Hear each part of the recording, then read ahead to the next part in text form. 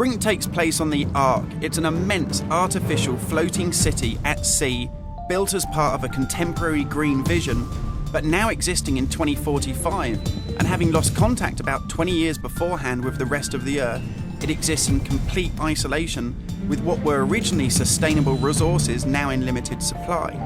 The result of this is that competing social factions have been thrown into an isolated and horrific conflict. We're heading to the Ark's airport. This was the original location that celebrities flew in and out of and had their photo opportunities, but it's also, because it's been deserted and disused for 20 years, the ideal location for me to show you a couple of the game's features in the absence of any enemies. Now, Brink uses those same familiar shooter controls that you're used to, but without the artificial constraints, because we've developed a new system that we're calling SMART. It stands for Smooth Movement Across Random Terrain.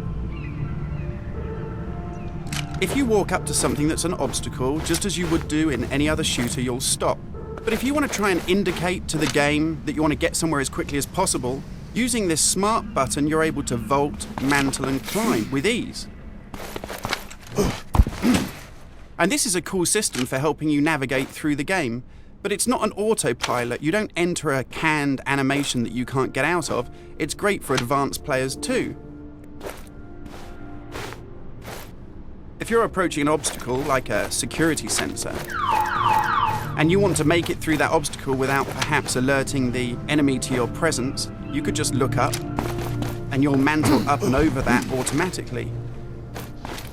And by the same token, if you use your same SMART button just running towards something and looking down, you'll indicate to the game that you're able to slide under something.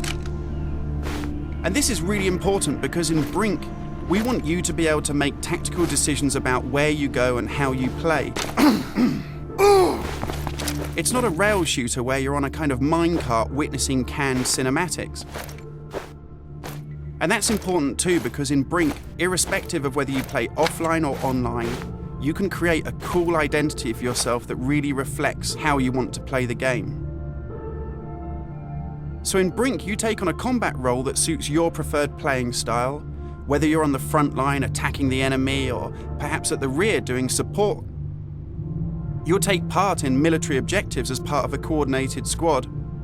And when you complete these successfully, you'll earn experience points that allow you to unlock cool upgrades for your weapons, really cool abilities that suit the way that you want to play, and also cool outfits that reflect what a badass you are.